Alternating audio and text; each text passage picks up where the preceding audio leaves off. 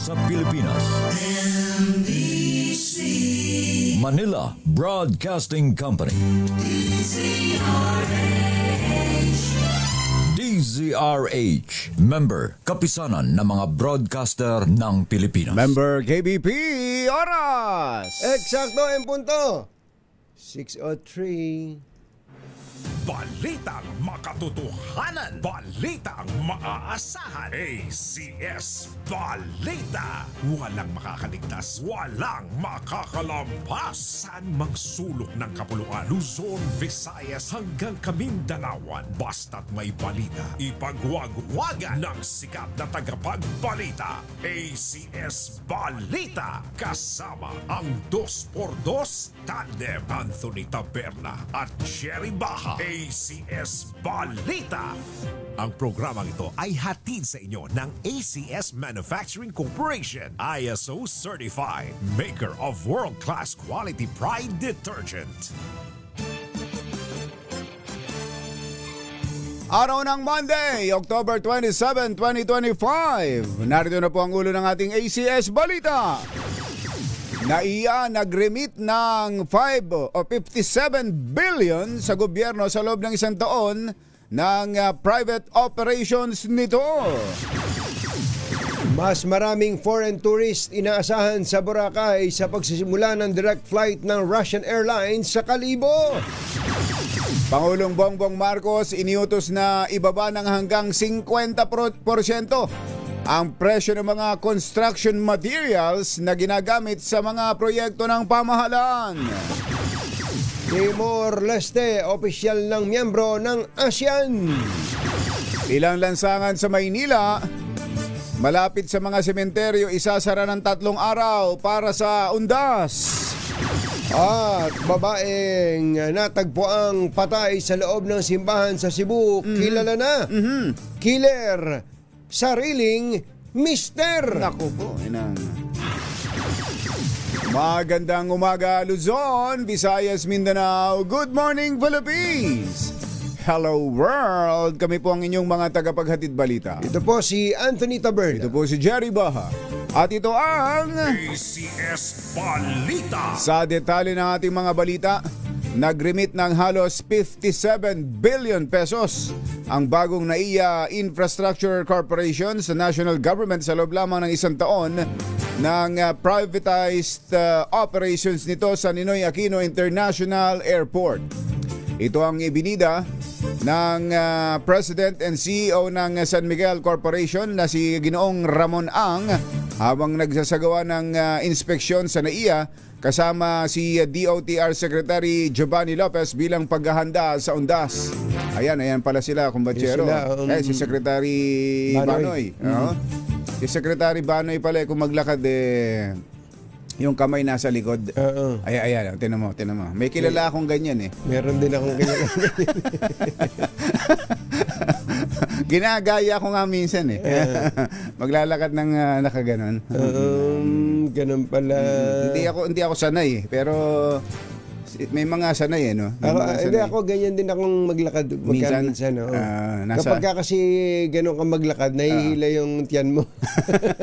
Ganun ba? Wala ba yung tiyan pag ganun? Parang nahihila lang konting ganun. Sige, masubukan nga. Sasanayin ko ang sarili ko. Pero si Ninong mo, si RSA, hindi. Diretso naman maglakad eh. Talagang. Saka bibo yan, magalaw-gaw maglakad. Maliksi. Maliksi. Napakaliksi. Ayon po kay Boss Ramon Ang, 82% ng nakolekta dito ay napupunta sa gobyerno at hindi sa kanila. Sinabi ni Ginoong Ang na hindi importante kung maliit na bahagi lamang ng kita ang napupunta sa kanila dahil ang gusto niya ay magkaroon ng karanasan sa pagpapatakbo ng paliparan. Paliwanag pa ng negosyante, ang nirimit nilang halaga ay mula sa panahon ng pagkuha ng NNIC sa NAIA noong September 14 hanggang October 2025. ang 57 billion daw kumbatsero na narimit sa loob ng isang taon ng NNIC sa gobyerno. 57 billion ha? September 14 to October 20, 2025. 2025. Ito daw po ay mas mataas ng higit more than the 32 billion remitted by MIAA sa gobyerno sa loob ng 30 taon. Mario Jose, Ang narimit lang daw po ng Manila International Airport Authority in 30 years, sa gobyerno 32? ay 32 billion. Samantalang ito, one Isang year taon pa lang, 57 billion na muntik na madoble yung 30 years na koleksyon. Mario Jose naman. Oo, talagang kumbaga tiba-tiba ang gobyerno doon pa lang sa usapan na 'yon. Doon pa lang, grabe yun 30 years, 32 billion, 1 year, 57 billion. Ayun. Mario Jose, talagang doon pa lang mapapatunayan na tama yung naging desisyon diyan sa privatization. At bukod pa sa mga experiences ngayon ng mga kababayan ng mga travelers, di ba? Totoo yun. Pagka narinig niyo yung totoong ka na, hindi yung mga reklamador. Ano? Mga reklamador. Oo, talagang ang laki na pinagbago sa airport. Halimbawa lang kumbatsero, yung lamig. Giginawin ka. Yung pong counter ng PAL, ano ba pangalan nung mama na nasa counter ng PAL? Sabi niya, boss, pakibanggit naman kay RSA. Medyo hinahinaan ng aircon dito. Magkakasakit na kami sa lamig. Giniginaw na. Dati nirereklamo, napakainit. Laging pawisan ng mga tao. Kaya nga pagbabiyahe ako dati, lagi ako may dalang towel sa likod Yung good morning. Good morning towel. Pero ngayon pala, magja-jacket ka na doon. Naka-jacket na, giniginaw pa. Sabi nung nandun sa counter ng PAL kumbatsero, magkakasakit na kami dito. Sabi sa lamig. Yun. Tapos, at abangan po nyo sa December. Sa December, dahil meron pong launch na mga e-gates. Yung mga bago, yung sa December na ba yan? Di ba pinag-aaway-awayan yung kung magkano magkano gagastusin ng gobyerno sa e-gates. Sabi ni Boss RSA, ako na. Itabi mo, ako na. Libre. Sila na bibili at no cost to the government. Sabi niya, para daw po yung mga kababayan natin ma-experience din yung na-experience ng ibang mga bansa. So bago ang holiday rush ay mailalagay ba? Yun ang kanilang target kumbatsero. Kaya pagka ang tanong na marunong bang magbasa yon? Baka katulad din yan ng nandyan na dati sa nadalan-dala na ako. Ayoko na. Ito, kumbatsero, ang sinisiguro nila, wala nang kailangang boarding pass. Wala nang boarding pass. Hindi passport na lang ilalagay. Ayun. Tsaka yung kailangan marunong magbasa nga. Marunong magbasa. Dati may boarding pass ka na, may passport ka pa. Ayaw pa rin bumukas. Siguro naman, pagka bagong dating na ganyan, mga bagong-bago, marunong magbasa yung mga bagong graduate sa pagbabasa yan. Yun.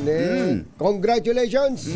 Usapang airport pa rin, lumapag na po sa Calibo International Airport ang kauna-unahang Aerero Airlines flight mula sa Irkutsk, Russia.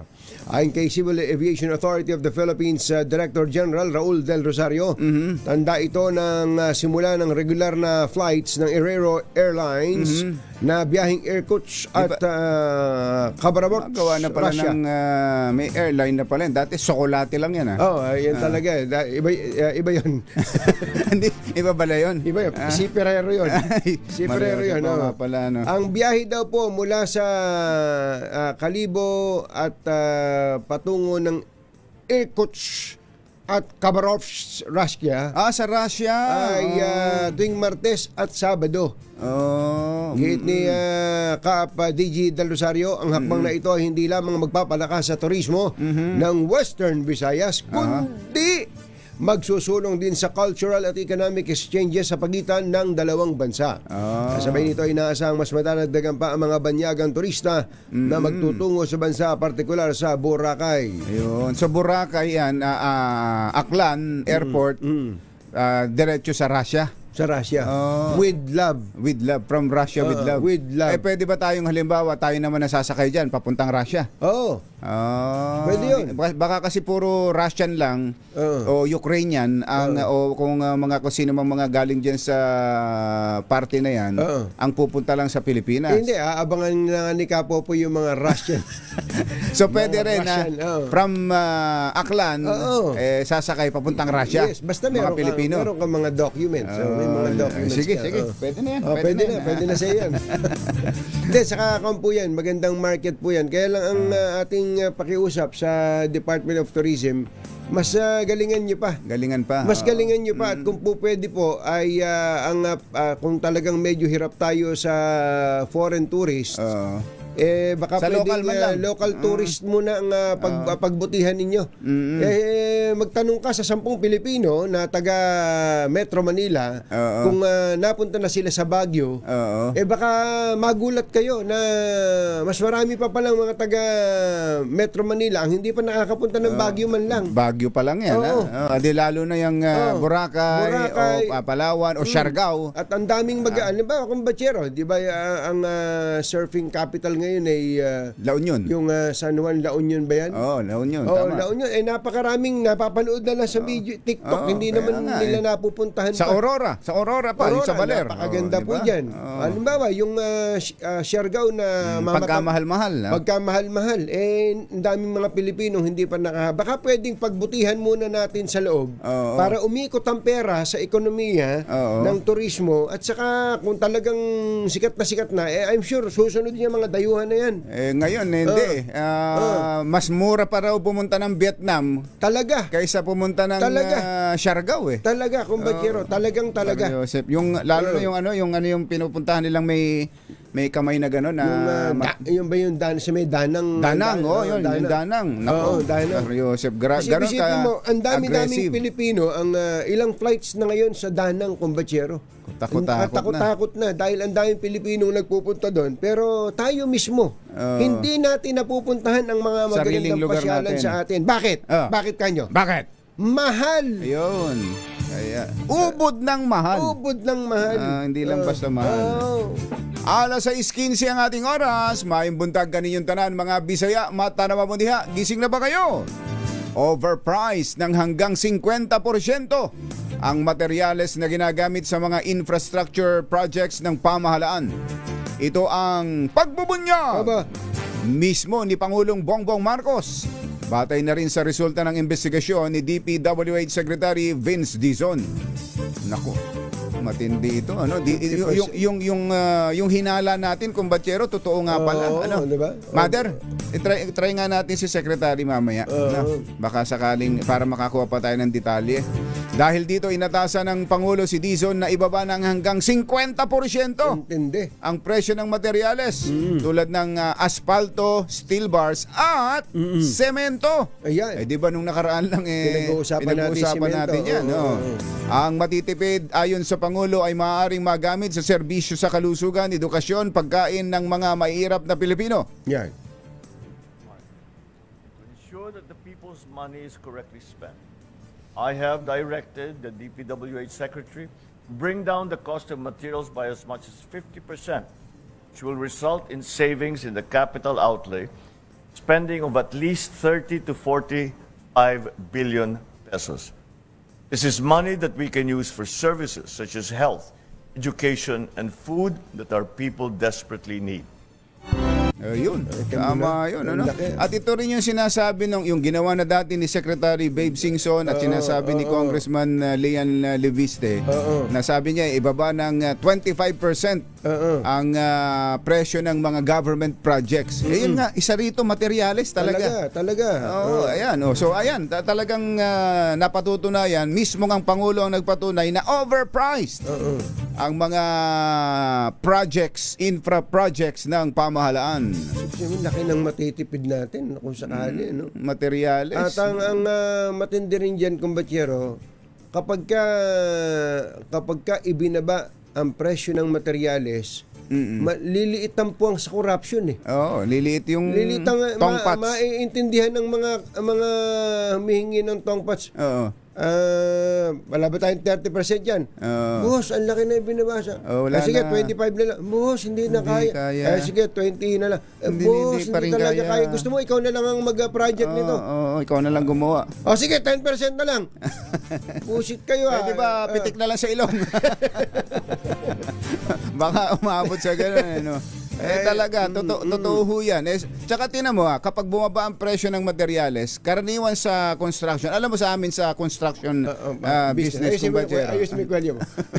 Wala ka palang kwelyo. Wala akong kwelyo. Sa amin sa construction business, ang presyo ng labor, Labor? ang presyo ng labor, nakadepende sa presyo ng materyales. Yeah, totoo. Kinukwenta yan sa presyo sa kung magkano yung materyales. So kung bumaba ng 50% ang materyales, malaki ibababa ng labor niyan. Aba, tinan mo nga. Ano kaya masasabi ni Secretary? Labor Secretary Benny Laguasma? Yahoo! Sasabihin nun, Yahoo! Alas 6:18 na ng umaga. Naimbaga-bigat kada kayo amin na po. Aging gayon, gising na. Formal ng kasapi ng Association of Southeast Asian Nations o ASEAN ang Timor-Leste. Isa si Pangulong Bongbong Marcos sa mga leader ng bansa na lumagda sa deklarasyon sa admission ng Timor-Leste sa ASEAN kasabay ng pagbubukas ng 47th ASEAN Summit and related summit sa Kuala Lumpur, Malaysia. Ayon kay Timor-Leste Prime Minister Kairala Zanana Gusmao na isa katuparan ng naturang makasaysayang hakbang dahil sa tiwala, paghihikayat at pagkakaisa ng asosasyon. Naniniwala si Gusmao na ito'y magdadala ng maraming oportunidad sa Timor-Leste, partikular sa sektor ng kalakalan, pamumuhunan, edukasyon at digital economy. Sarado ang ilang kalsada sa Maynila mula alas 10 ng gabi ng Oktubre at 30 hanggang alas 7 ng gabi ng Nobyembre at 3 para sa undas. Kabilang dito ang Blumentritt Street mula A. Bonifacio hanggang Aurora Boulevard, Dimasalang mula Retiro hanggang Calavite Street, Maceda mula Makiling hanggang Dimasalang, southbound lang land ng Dimasalang Bridge, Aurora Boulevard mula Felix Huertas Road hanggang Matandang Sora. Matandang Sora ba yun o Tandang Sora? Baka tumanda na. Baka tumanda pa ulit. Kaugnay nito itinagda naman ang alternatibong ruta ng mga sumusunod. Ang mga galing Dimasalang Road na patungong Blumentritt ay maaaring kumanan sa Makiling Street. Ang mula naman sa Quezon City at dadaan sa A. Bonifacio ay maaaring kumaliwa sa Labo Street. Habang ang mga galing sa Maceda patungong Dimasalang o Retiro ay maaaring kumanan sa Makiling Street. Kilala na ang babaeng natagpuan patay sa loob ng Parish Church of San Fernando Rey sa Barangay Poblacion, Liloan, Cebu noong Biyernes ng umaga. Kaya din ang killer nito na sarili pala niyang mister. Mario, Nagsilbing susi ang CCTV footage upang matukoy ng pulisya ang killer ng 44 anyos na biktimang itinago sa pangalang Estela na ang dugoang bangkay ay natagpuan malapit sa pintuan ng nasabing simbahan. Nagtamo ang biktima ng matinding sugat sa ulo mula sa ginamit na matigas na bagay at nagtamo rin ito ng marka ng sakal sa leeg. Patuloy naman pinaghahanap ang mister nitong si alias Ronnie na nakita ng isang testigo at sakuha ng CCTV na tumatakbong palayo sa crime scene. Kitang-kita sa CCTV ng paluin ng suspect ng matigas na bagay ang misis. Nabatid na kalalabas lang ni sa alias loob ng simbahan? Sa labas to iniwanan pero yung CCTV ay kumbatsero, ang CCTV ay hindi naman klaro dito kung doon mismo ginawa yung krimen. Sa simbahan. Yun. Tama, sa loob mismo ng simbahan iniwanan yung dinala sa loob? Oo, parang ganun. Mario Joseph, ano? Kalalabas lang daw po ni alias Ronnie sa detention cell matapos itong kasuhan ng biktima dahil sa pambubugbog sa kanya. Pansamantala namang ipinasara ni Archbishop Alberto Uy ang simbahan matapos ang krimen. Mother, yung bang CCTV ng simbahan mismo, doon ba mismo ginawa yung krimen? Sa loob ng simbahan? Dapat maklaro natin yun. Sabi kasi, kuha sa CCTV Kuha na yung pinalo. Oo, pero hindi natin malaman kung doon sa simbahan mismo. Kasi yung bangkay natagpuan malapit sa pintuan ng simbahan. Oo, kung doon ba mismo ginawa yung krimen. Grabe yun, ano.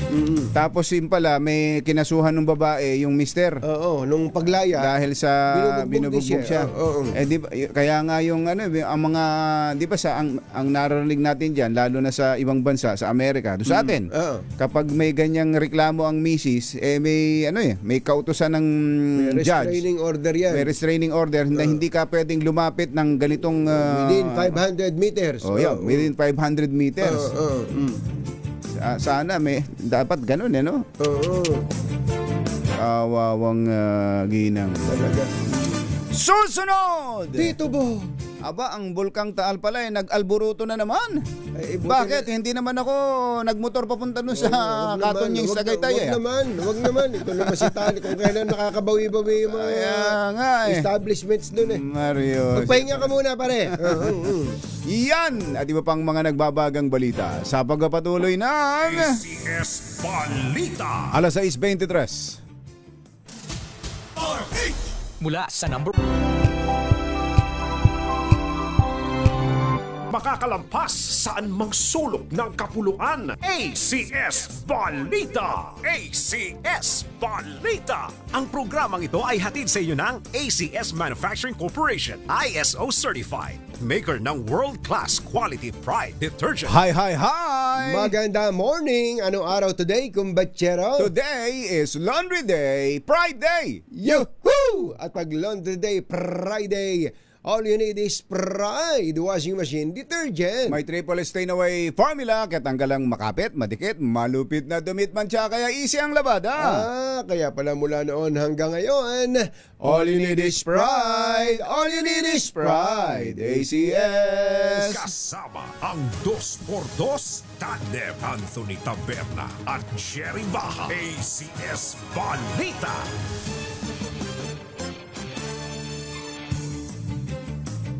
Alas 6:27 ang ating oras, tuloy ang ACS Balita.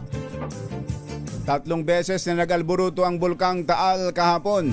Ayon kay PHIVOLCS Director Teresito Baculcol, nagkaroon ng 1 minutong minor phreatic eruption ng bulkan kahapon mga bandang alas 2:55 ng madaling araw. Sinundan pa ito ng 2 pang phreatic eruption sa main crater pasado alas 8 at pasado alas 8 ng umaga. Sa tala ng PHIVOLCS, umabot sa mahigit 1,200 hanggang 2,100 metro ang taas ng volcanic plumes ng 3 aktibidad ng Taal. Gayunman, iginiit ni Bacolcol na walang indikasyon na magkakaroon ng malaking pagsabog ang bulkan na nananatili pa rin sa Alert Level 1. Okay, so wala pa naman sa ngayon, maintain pa rin natin yung Alert Level 1. While there were true short-lived eruptions kanina, these are still consistent with the low-level unrest. So before natin itaas yung alert level, we look for stronger indicators like sustained tremors, continuous degassing, and ground deformation, which hindi pa naman natin nakikita ngayon. Si PHIVOLCS Director Teresito Baculcol. Malaking tulong hindi lang sa pahinga kundi maging sa mental health ng mga guro at estudyante ang inaprubahan ng Department of Education ng wellness break ngayong linggo.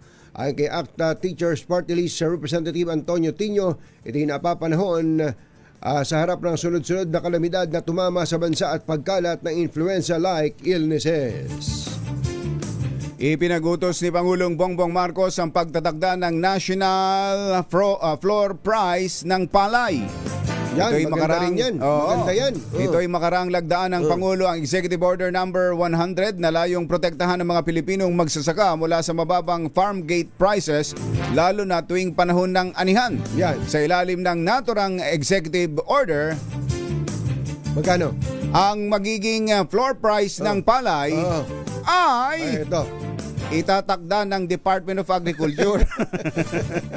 Akala ko meron eh. Department of Agriculture ang tutukoy. So yung floor price, yun yung pinakamababa. Oo, yan, oo. Ang Department of Agriculture ang tutukoy at magtatakda ng floor price. Naayon sa production cost, market trends at kapakanan ng mga magsasaka habang sinisigurong abot kaya pa rin ito sa mga consumer. Kasunod ito ng panawagan ng mga lokal na magsasaka na una nang nag-ulat na bumagsak sa pinakamababang 8 pesos ang kada kilo ng palay sa ilang lugar sa bansa sa kabila ng umiiral na import ban. Hindi yung bigas ang 8 pesos, kundi yung palay na binibili sa mga magsasaka. Yan daw sa Kumbatsero, sa Intercity. Oo, sa Bukawi. Sa Bukawi, tumaas ng palay. Kapag binyahe mo, dinala mo dyan, kumbaga, kaya lang, may gastos ka pa sa hauling doon. Ano? 20 na raw, Kumbatsero. 20. Maabot na sa 20 pesos ang tuyo, yung gigilingin na lang. Abay, may inam-inam na rin. Maganda na. Kumbaga, kung iaawas mo lahat ng mga gastos, galing sa bukid. Baka mga 15 ka. Pwede. Malaking bagay na rin eh. So tumataas na po. Tumataas na. Pero ang laking bagay nito yung floor price. Especially kapag panahon ng anihan. Talagang umiiyak yung mga magsasaka po natin. Tama yan, Ayaw Mr. President. Nila. Tama yan. Samantala, hinulunsad ng DILG ang kauna-unahang 911 Regional Command Center sa Visayas. Formal itong binuksan sa Cebu City noong October 25 kung saan idinisenyo ang command center para sa mga Visayan-speaking residents. O yun! Mayong buntag kaninyong tanan, mga Bisaya. Gising ka na ba kayo? Layo nito na maging maayos din ang paghingi ng tulong ng mga taga-Visayas kahit pag gumamit sila ng sariling dialekto. Ang sabi ni DILG Secretary John Vic Remulla, ang serbisyong ito. Baka mapaigtad si Ombudsman. Ako na naman. Baka secret yan. Hindi nyo ako sinabihan, may ganyan pa na.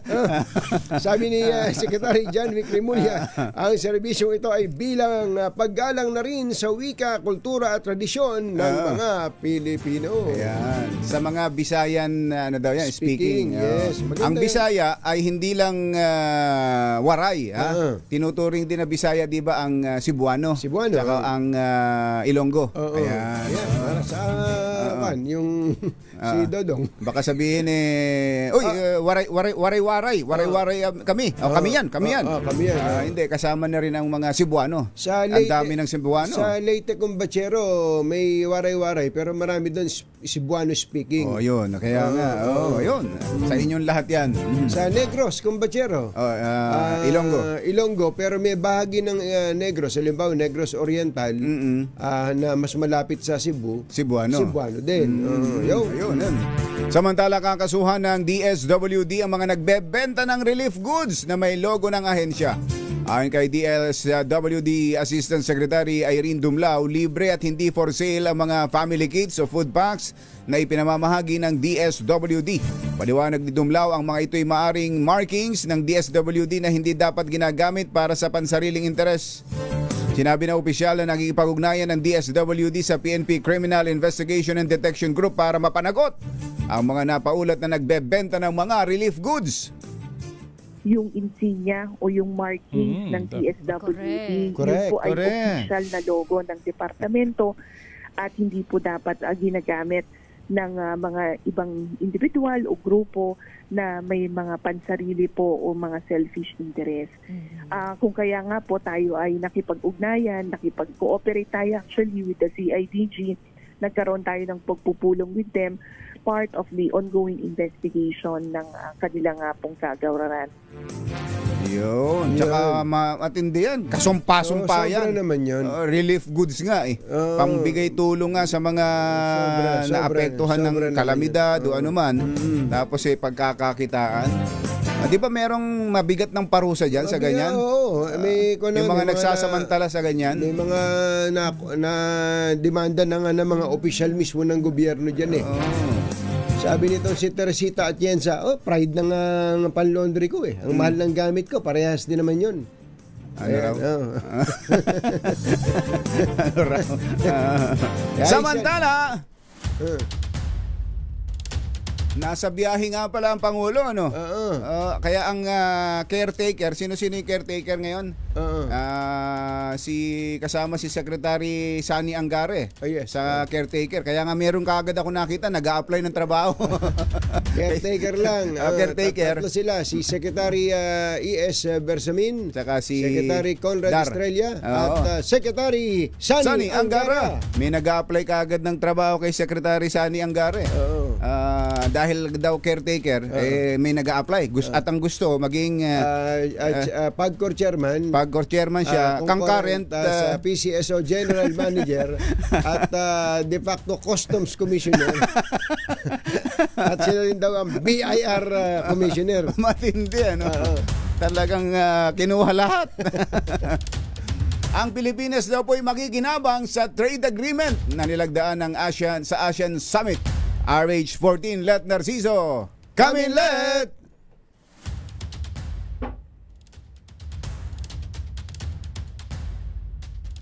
Ganun. Paki-mute mo, paki-mute. Let. Let. Ito, balikan. Yan. Okay na? Oo, sabi sa'yo, i-mute mo eh. At malaki nga.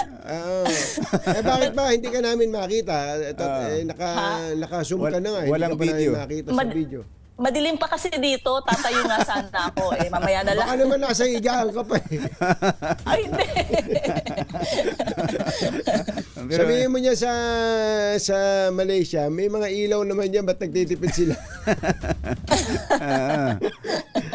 Kumusta ba dyan, Let? Kumusta ang weather dyan sa Malaysia? Lagi mainit dyan Oo, mainit rin, mainit.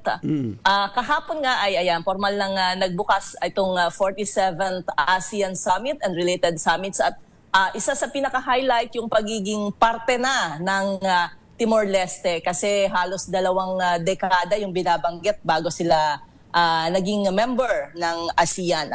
At mayroong nilagdaang trade agreement kahapon, bali 2 ito pero isa pa lang kahapon at bukas yung isa pa. Malaki nga daw ang magiging pakinabang ng bansa sa 2 kasunduan sa kalakalan na tampok sa ginaganap na 47th ASEAN Summit dito sa Kuala Lumpur. Sinaksihan ni Pangulong Ferdinand Marcos Jr. kasama ang iba pang leader ng mga bansang kasapi ng ASEAN ang handover ceremony ng Second Protocol to Amend ASEAN Trade in Goods Agreement o yung tinatawag nilang ATIGA. Ayon kay Special Assistant to the President on Investment and Economic Affairs, Secretary Frederick Go, ang mas pinalakas na ATIGA ang tugon sa kasalukuyang mga hamon sa kalakalan. Makikinabang-an niya rito ang mga negosyo sa pagpapabilis ng cargo clearance mula sa ASEAN sa pamamagitan ng mutual recognition ng authorized economic operators. Paliwanag ni Go, mas magiging madali ang pagsunod sa requirements sa self-declaration of origin kapag ipinatupad ang electronic certificate of origin at ang acceptance ng digital documentation. Sa hiwalay na pahayag, sinabi naman ni DFA Secretary Maria Teresa Lazaro na ang nakatakdang lagdaang ASEAN-China Free Trade Area 3.0 upgrade ay magbubukas ng mga bagong oportunidad para sa kooperasyon sa mga larangang mahalaga sa hinaharap ng rehiyon, kabilang ang green at digital economies at sustainable supply chain connectivity. Palalakasin rin niya nito ang MSMEs para lumahok sa regional value chains. Ngayong araw ay inaasahang puno muli ang schedule ni Pangulong Marcos dahil kabi-kabila yung meeting dito sa ASEAN Summit.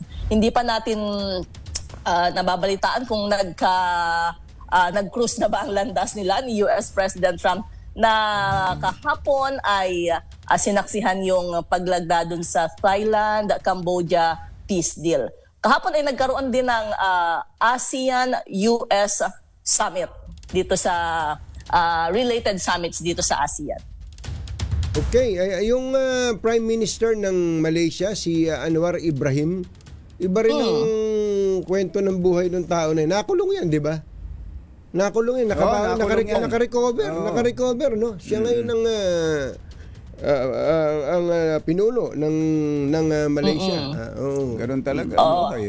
At magkaibigan sila ni Pangulong Marcos. Alam niyo, sa mga nakaraang ASEAN Oo, sa mga nakaraang ASEAN pa lang, sila yung body-body lagi dito sa mga meeting na ito. Hindi, parang fan siya sa mga Pilipino. Si Erap kasi kahit na panahong ginigipit siya ni Mahathir, inaampun-ampun siya ni Erap dito. Kahit kay Erap, very close yan si Anwar Ibrahim. Ang kaso niya medyo matindi. Oo. Di ba? Medyo kakaiba. Kakaiba. Pero ang kaya ko lang nabanggit dahil ngayon kita mo siya ang host ng isa sa pinakamalaking pagtitipon sa bahaging ito ng mundo na pinuntahan pa ng yung related summit ang importante diyan Let.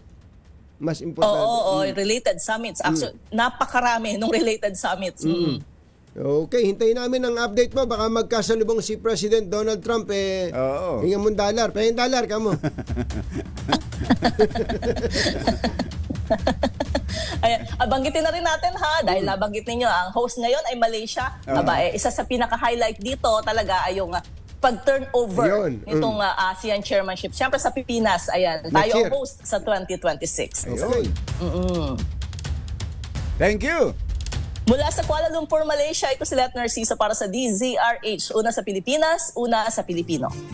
Thank you, Let. Bilugang mundo bilugang bola Sino bang mag-aakala na makaka-rebound pa yung si Juan?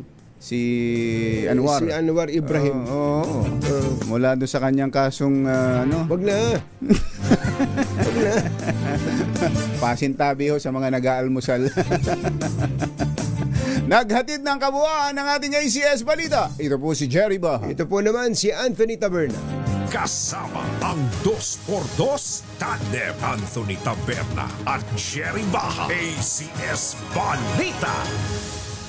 Balitang makatotohanan. Balitang maaasahan. ACS Balita. Ang programang ito ay hatid sa inyo ng ACS Manufacturing Corporation, ISO Certified, maker ng world-class quality pride detergent. At now, humahagupit, lumalatay na komentaryo sa Himpapawid. 2x2. Walang takot sa paghimay sa masalimuot na isyu ng bayan. 2x2. Humahataw na mga balita at impormasyon. 2x2.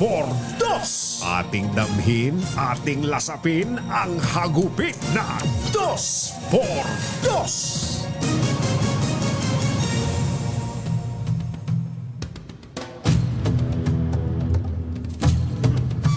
Pinagsusumite ni Ombudsman Boying Rimulya ng courtesy resignation ang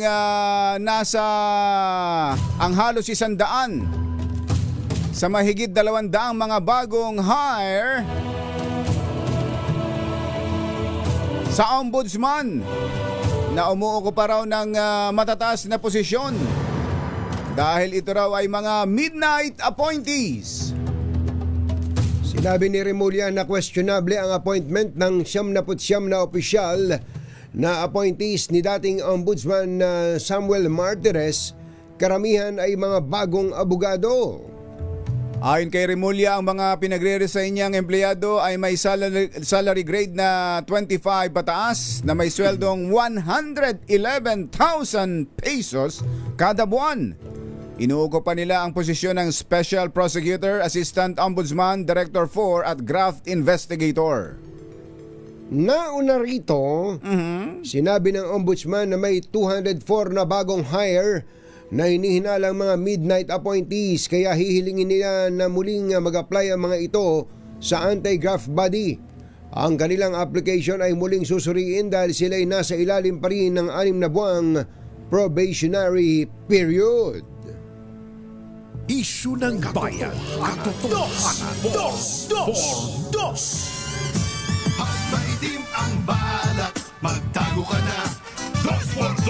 Si Jerry at si Anthony, narito na.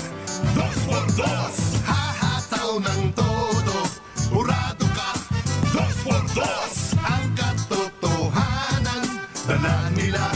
2x2. Walang sinasamba pali, maniwala ka. 2x2. Hataw ng husto, tol, umasa ka. 2x2.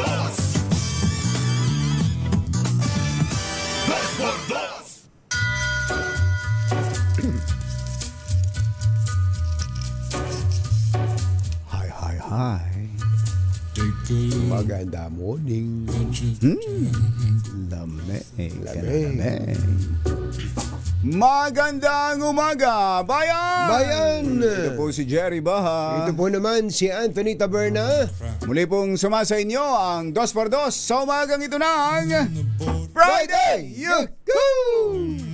Kumusta kayo mga textmates, mga text partners, mga kapamilya, kapuso, kapatid, kabarkada, mga kapitbahay? Yan. How are ya? Nakapag-recharge ba? Nakapagpahinga ba nitong weekend? Yung mailatag lang yung katawan mo ng mahaba-haba. Mahaba-haba, tama ka dyan. Kumbatsero. Ako lang nakahilata nga ako ng mahaba-haba, lalo na nung Friday, kumbatsero. Maaga akong nakauwi. Parang, di ba nung bago tayo magsimula, nakatulog pa ako sa sasakyan. Akala ko ayaw mo na pumasok nakapagpahinga ng husto nitong at nung yung Biyernes na yon, nakapag-siesta ako ng mahaba-haba. Nagiging antukin ka na ngayon. Dati hindi ka makatulog sa sasakyan. Kaya nga masarap naman, mainam naman. Iniisip ko ngayon kaya epekto ng ultrabayo ni Kong Angel. Kaya lang araw ako nakatulog. Uminom lang ng dalawang ultrabayo at siguradong tulog ka kahit ikaw ay nagpo-programa. sabi ni Kong Angel, ano ba, pinopromote nyo ba? Sinisiraan yung produkto ko. Hindi. Kaya dapat timing ang pag-inom mo. Huwag kang iinom ng bago ka magprograma. Makakatulog ka. Talagang 30 minutes bago ka gustong matulog. Ako'y nagising ako, kumbatsero, at ako'y nagtutumba-tumbang ganyan. Napabalikwas ako Bakit? Parang may realization ako, parang may naalala ko, may na-realize ako. Ano naman yun? Yung pala parang gusto kong magkape. Kaya naalala ko, makapagtimpla nga ng 9-in-1. Naalala ko binanggit mo kasi pangalan ni James Coffee nung nakaraan. Kaya nagtimpla nga ako. 9-in-1. Pero wala na sa kanya yun, ha? Oo nga pala, wala na sa kanya. Hindi na siyang may-ari nun. At habang nagkakape ako ng 9-in-1, binilang ko pa paano ba naging 9-in-1 ito? Binilang mo? Binilang ko yung kape. Yung asukal, yung creamer, tapos yung tasa. Yung tasa, yung kutsara. Yung tubig. Yung kutsara. Platito. Ayan. Tapos yung kulang pa ng dalawa. Yung balot. Yung sachet. Pinaglagyan. Yung sachet. Tsaka yung pangsyam, yung lamisita na pinagpatungan ko. Yun, 9-in-1. At habang iniinom ko na yung kape, napabalikwas na naman ako. Napakadalas mo na mapabalikwas. May na-realize na naman ako at may naalala ko. At tungkol dito, malamang kayo rin kahit na weekend, naaalala nyo pa rin at hindi nawawala sa isip ninyo itong mga issue. Mga balita. Ng flood control. Naalala ko lang, kumbatsero. Teka nga pala. Bakit nga pala puro tayo Biskaya ng Biskaya? Hindi. Diskaya. Ha? Diskaya. Diskaya? Diskaya. Diskaya ba? Hindi ba Biskaya yun? Yung probinsya yun Yung probinsya, yung Nueva Diskaya. Bakit tayo puro Diskaya ng Diskaya? Di ba 15 yung binanggit ng Pangulo? Ano na nangyari doon sa iba? Kasi dalawa yung una-una, yung legacy. Eto nga. Kaya nga binalikan ko, kumbatsero. Ano ba? Puro tayo Biskaya. Ano na nangyari doon sa iba? At nakatutok tayo. Naaawa na tuloy ako dito sa mag-asawang Biskaya. Ba't puro sila ang napagtinga? Ayun, nabanggit mo, number 1 pa, legacy. Pero totoo bang naawa? Hindi, parang naawa na ako dahil bakit puro sila? Yun. Bakit puro sila? Asan na yung iba? Ito yung Legacy Construction Corporation. Yung number 2 ay yung Alpha and Omega. Ito nga yung sa kanila. Tsaka yung number 3 yung St. Timothy sa Diskaya yan. Yung number 4, QM Builders. Number 5, EGB Construction Corporation. Subok na matibay. Subok na matatag. Number 6, Top Notch Catalyst Builders Inc. Sino ba yung mga yan? Kaya nga, Centerways Construction and Development Inc. Number 8 yung SunWest Inc. Ito dahil kay Congressman Saldico na sa kanya iniugnay. Number 9 yung High Tone Construction Development Corporation. Number 10 888 Construction and Supply Inc. Number 11, Royal Crown Monarch Construction and Supplies Corporation. Number 12, yung Wawaw. Ito, nabanggit din yan. Nabanggit yan. Pero natigil din eh. Natigil. Nakasentro ngayon sa Biskaya Yan yung umiyak. Ito yung umiyak. Yung umiyak dahil sa hindi niya alam bakit napasok niya ang mundong ito. Kaya nga ang pangalan niya Wawa eh. Wawa. Naging Wawa. Si Arevalo. Number 13 yung MG Samidan Construction. Number 14 LR Tiki Builders Inc. At pang-15 yung Road Edge Trading and Development Services. Yung Tiki Kumbachero, yun yung ang expertise yata niya mga tulay. Mga tulay. Naalala mo yung tulay ng yung sa Luzon Avenue na ganyan pagka nasa Commonwealth ka, pag natatraffic ka, makikita mo yung pangalan nila. Siyang may-ari nung yung tulay na yun, sila ang gumawa. Luzon. Ayun nga eh. Itong number 1, yung Legacy Construction Corporation, ang nakalagay na may-ari niyan ang magkapatid na Alex and Raymond Abilido. Ito ba yung may magandang chiching? Tiningnan ko nga. Siya nga pala yun. Yun sa ating meron chiching na bata sa mga video. Hindi ko naman alam kung alam mo bang may dahil nga nabanggit ko rin yun na isang araw, sabi niya, hindi, yung anyang chiching na yan, iba yan, iba yung original. Ang pogi naman yan. Kaya nga eh. Ayan, So yan yung legacy. Magkapatid na Alex and Raymond Abilido. Yung Alpha and Omega. Ano Abilido niyan? Abelido. Ayan. Hindi apelido. Abelido. Number 2 tsaka number 3, ayun, sa mga Biskaya yan. Yung number 4 ay QM Builders. Ito raw dun sa sumbong sa Pangulo website, 7.7 billion pala ang nakuhang flood control nito. Sa loob ng... At ito ay mula 2022 hanggang 2025. At ito ay mula Kirante family ng Cebu City. Baka naman magaling gumawa ng project yan. Kaya nga. Meron kasing mga gano'n naman. Kaya nga ako gusto kong i-qualify yan eh. Kung siya ay dumaan sa tamang proseso, tapos ay magaling namang magtrabaho, hindi substandard, walang ghost. Kaya nga. At pero hiningian pa rin ng congressman. magaling o hindi magaling. Kahit magaling ka magtrabaho, magbibigay ka. Latag ka. Kaya minsan hindi ba natanong natin, sino ba pinakakawawa dyan? Pinakamalitang kasalanan. Contractor sa dulo sa dulo. Dahil sila yung iba nga napipilitan lang, di ba? Ayan. EGB Construction Corporation. Yan yung taga-Picab. Yung taga-Picab. Taga-Picab yung may-ari niyan, yung si Bagaw ng Isabela. Yan, EGB Construction. Nasa 7.9 billion. Ano bang meron sa 7? Ba't puro 7 yung binabanggit ditong billion na naging project nila? Lucky number ba yun? Malamang. Si Jawo, number 7. Top-notch catalyst ang binabanggit na may-ari ay Yumir Villanueva and Pamela Villanueva. Ayan. Centerways Construction Development Corporation. Ito yata yung kay Cheese Hindi naman kay Cheese Escudero yan, kumbachero. Hindi ko sinabi. Isang wag. Hindi, walang construction company si Senator Cheese, kumbachero. Isang pagtutuwid.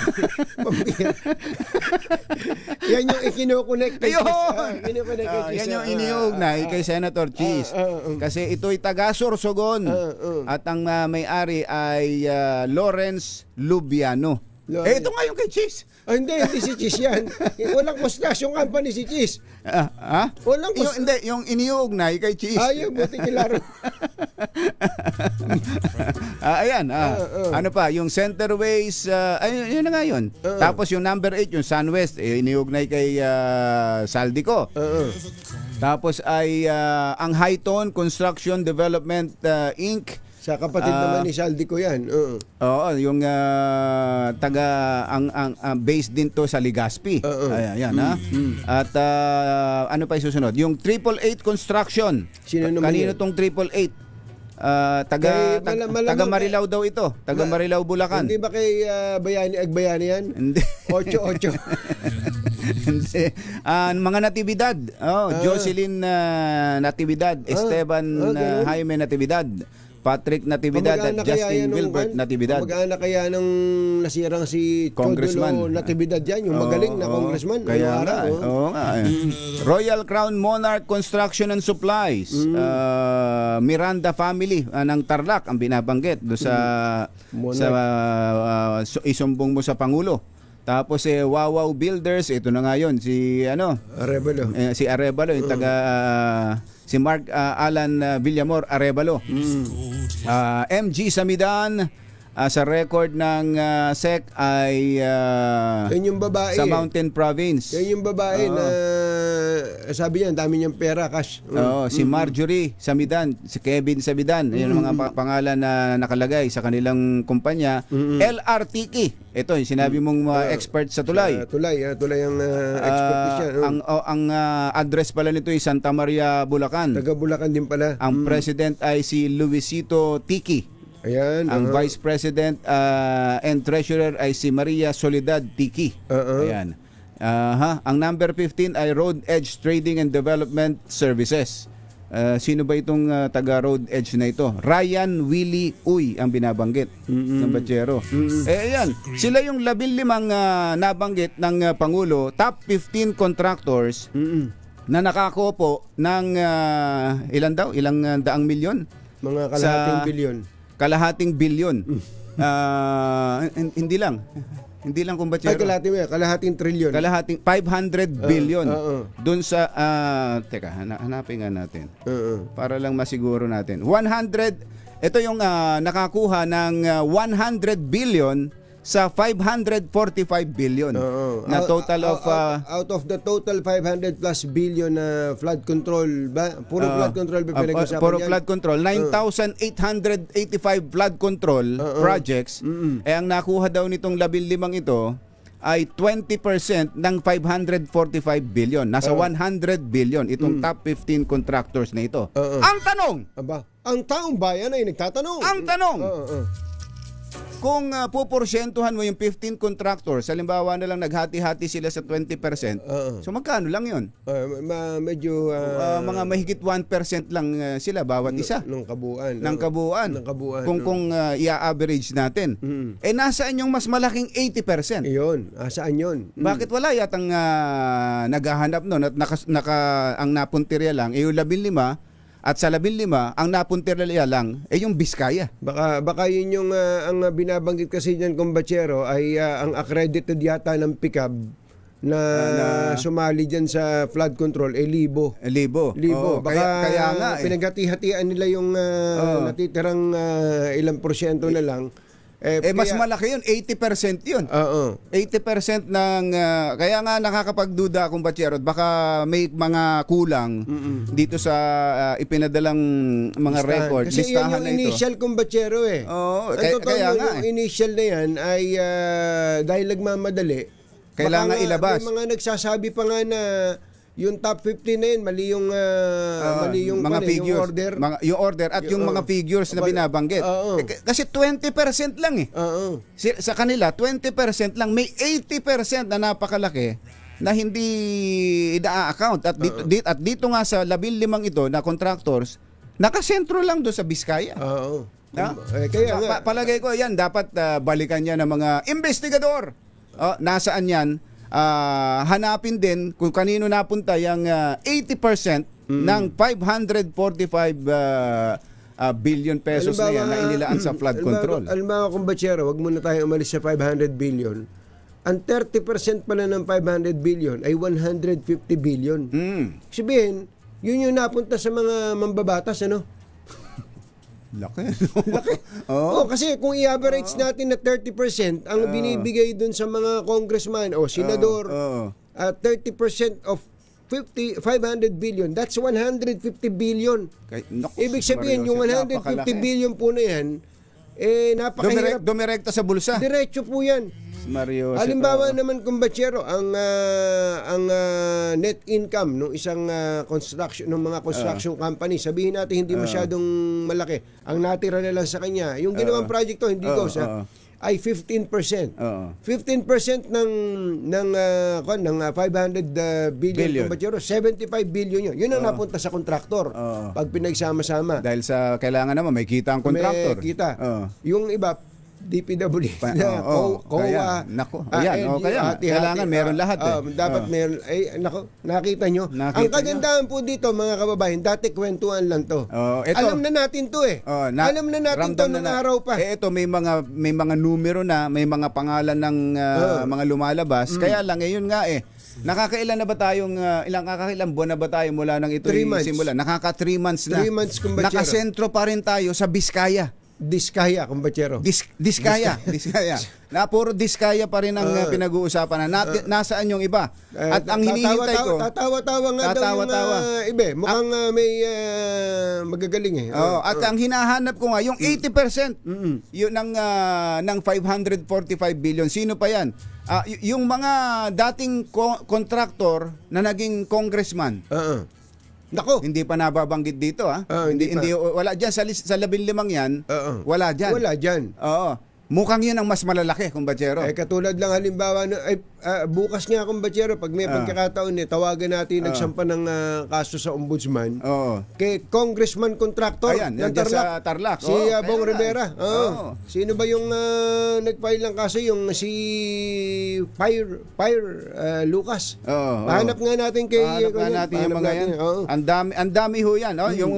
Dapat puntahan na yung mga congressman na ngayon ay naging contractor. Yung contractor dati na naging congressman na rin ngayon. Yung contractor na nag-congressman na at mga party list pa. Tapos ang lalaki ng maaring hindi sa kanila pero sa kanilang pondo, pero sa kanila inilagay yung pondo. Yung construction company nila. Hindi ho nababanggit 80% yun. Isip-isipin nyo, mga magulang at mga mahal na taga-subaybay. Nakasentro lang tayo sa 20% lang. Sabihin na natin kay Secretary Vince Dizon. Iladlad na rin lahat yan. Yayaman din lang naman at ang gusto natin clean slate. Wala nang isinuhin talaga. Lahatin na. May mga nagtatanong kumbatsero, si Congressman Edwin Garjola. Ayan, sabi, isa raw malaking contractor yon. At nung tingnan ko, ano pala yon? Party list na may kinalaman sa construction. Ang kanilang party list. Ayun, binabanggit yung pamilya Garjola, Congressman Garjola. Binabanggit din yung Beltran na ngayon ay party list representative din sa Kongreso. Nang magsasaka. Nang magbubukid, nababanggit. So, pero dito sa investigasyon, wala, puro tayo Biskaya. Biskaya, puro Biskaya. Nakasentro tayo sa Biskaya. Sa iba naman, ibahin na natin. Biskotyo naman. Biskotyo naman. Ang mga kumbatsero ng bayan, Katunying at Ka-Jerry. 2 por 2. Beno. Ang tunggak na oras. Ang word of the day pala natin. Ay number 1. Number 1. Konting yabang. Number 1. Yan ang ating word of the day. Kaya po word of the day natin yan dahil lumabas na po ang resulta ng research ng survey. Kantar. At sa quarter 3 survey ng Kantar Media ay number 1 ang DZRH. Thank you. Konting yabang. Konting yabang. At sa mga taga-Barangay Vergara, Mandaluyong, lakas-lakasan nyo na mga radyo ninyo. At o kaya, paano man kayo nakakasubaybay sa 2x2 sa DZRH. Dahil meron po namimigay ng pera dyan. Ayan. Ano pa hinihintay nyo? Lakasan na. Lakasan na ang inyong mga radyo. Parangat, take it away. Apat, alam mo, balitang magdadagdag ng talino dahil bagong impormasyon, makibalita. Unang-una sa DZRH. Pangunahing balita kasama ang 2x2 tandem nina Anthony Taberna at Jerry Baha.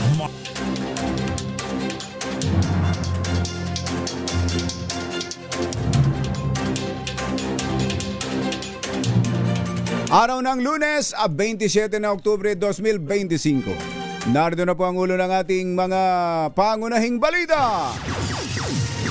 Mga appointees ni dating Ombudsman Sam Martires pinagsusumite ng courtesy resignation.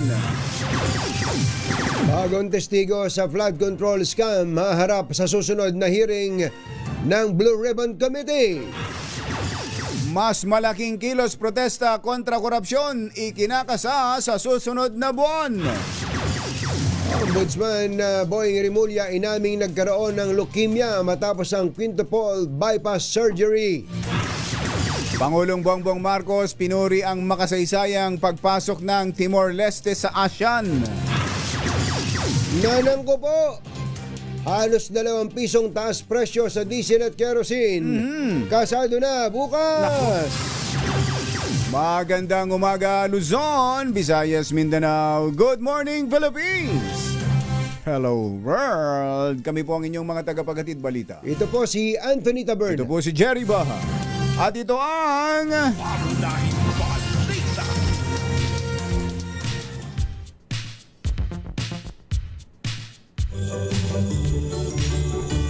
Hey, hey, hey! It's the time of the year para mamigay ng malakasang pamasko! Dahil eto na ang Diesel H Pasko Panalo Malakas Promo! May nanalo na! Yun! Diyan sa Mandaluyong, Barangay Vergara, RA6, Sherwin Alfaro. Go, go, go! Yes, Tugig ka, Jerry, dito nga sa Barangay Vergara. Tignan mo naman, napakalinis. Ang linis-linis, kala mo, para ka nasa Hong Kong. Oh? Diba? Parang bagong asfalto yan ah. Ano ba, umulan ba? Basta, umulan kasi kanina. Kaya medyo shiny shimmer yung kalsada. Pero tignan mo naman, no? At walang dumadaan. Hinarangan nyo ba? Parang walang dumadaan. Meron na dito kumakain ng pasta. Kala ko, sinara nyo yung buong kalye. Nag-aalmusal, ayan. Tignan mo naman, ayan, may nag-aalmusal. May pusa pa, ang ganda ng pusa. Ano to? Parang imported, ha? Dito parang nasa abroad ka. Pero dito, sa bahay na to, sa Trinidad, dito nga pala sa Barangay Vergara, lumaki itong si Chino Trinidad, tsaka yung kanya tatay si Reka. Taga dito pala yun sa Barangay Vergara. May malakasang nakatutok dito ng looban na yan isang ng TV. Pasukin ko lang kanilang bahay. Magandang umaga po. Magandang umaga. Kayo po, tignan mo naman ang bahay, Ang kintab din ng sahig, ha? Huwag pasok yung sapatos mo. Huling-huli, Uy, rin naman laki ng TV. Pangalan ko po, Rigor Reyes. Si Tatay Rigor, palagi ka nakatune in sa Diesel at si Nanay pangalan niya? Nelda. Si Nanay Nelda, palagi kayo naka-Diesel. Opo, araw-araw. Araw-araw naka-Diesel ay dahil nahuli namin kayo nakatune in sa Diesel. Siyempre, meron kayong 1,000 pesos. Yehey! Oy, kanino yung 1,000? Kanino yung 1,000? Paano daw yung 1,000? Kanino mapupunta yan? Panggastos. Kailangan tagahawak lang si tatay. Pero, alam niyo ba kung ano yung word of the day? Number one. Bakit daw number 1? Meron kayong Diesel H mini component. Yun!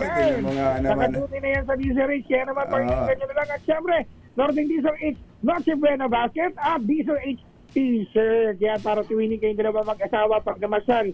Para kayo naka-Diesel H T-shirt. Ano masasabi sa 2x2? Marami pong salamat sa 2x2. Thank you! Thank you po, Kuya Rigor at Nelda. Thank you! Salamat po. Siyempre sa mga nais manalo ng 1,000 pesos sa akin tumutong sa Diesel 8. Bakit ang susunod natin winner sa Diesel 8? Pasko Panalo Promo Ice number 6. Sherwin Battle para Diesel 8. Nasa Pilipinas. Nasa Pilipino. Yay! Mga nangunguna at mga bagong balita sa DZRH. Pangunahing balita. Samantala, 7:17 ang ating oras. Puntahan nga natin ang PTEX. Meron namang mga bumibiyahe. Oo, may mga maaga ng bumiyahe dyan. Lalo pa, wala nang pasok ngayon. Yes. Sa nag-declare di ba ang DepEd? Ang tawag nila dito wellness break. Wellness break. So wala nang pasok ang eskwela. Abot ba hanggang college? Pati ba ang Commission on Higher Education ay may May mga declaration? school kumbatsero na yung private school may naka-sem-break. pasok pa eh. Yung iba naka-sem-break. Yung iba naka-sem-break talaga. Ayun. So dapat pala maluwag na ang traffic natin ngayon. Maranasan natin. Tingnan natin ang PTEX. Andun si RH15 Giselle Ricaport. Coming, Giselle! Sa Jerry Katunying, fully booked na yung ilang biyaheng Bicol dito sa Parañaque Integrated Terminal Exchange para sa pagunita ng Undas 2025. Kabilang yung biyaheng Iriga, Buhi, Duran, Panganiban at Daet ng Piltrangco sa October 30. Ayon sa ticket dispatcher ng bus company, kadalasang hisperas daw ng Undas yung pinakadagsa ng mga uuwi sa kanilang mga lalawigan. Wala naman daw dapat ikabahala yung mga walk-in o yung mga chance passenger nating kababayan dahil pag ganitong season karaniwang nagde-deploy daw yung mga bus company, particular sila ng karagdagang mga sasakyan. Maluwag pa naman daw yung biyahe ng Piltrangco sa November 2, 3 at 4. Fully book na rin yung ilang biyaheng Bicol ng ilang bus company dito kagaya ng Superlines na punuan na yung mga pang-umagang biyahe sa October 28, 29, 30 at 31 patungong Daet. Fully book na din kabilang yung kanilang biyaheng Panganiban, Paracale sa October 30 pero sa ibang petsa maluwag pa naman. Ang Raymond Bus Company punuan na rin yung biyaheng Tabaco at Gubat mula October 27 hanggang 31. Walang extra buses yung dalawang huling nabanggit ko na bus company dahil kaya daw pahirapan na ma-accommodate nila yung mga walk-in nating kababayan. Inaasahan na papalo sa 2.1 milyon yung mga dadagsang mga pasahero dito sa terminal sa panahon ng Undas. Ito si Giselle Ricaport para sa DZRH, una sa Pilipinas, una sa Pilipino. Giselle, wala na ang problema yung PTEX sa CR, ano? Kumusta ba yung CR? Nabisita mo ba? Ay, lagi ako kapag nasa PTEX ako, Katunying. Lagi ako nasa CR nila. Maganda naman yung naman. Nila. Wala namang problema. Malinis. Yun. Kasi parang mall na yan eh, no?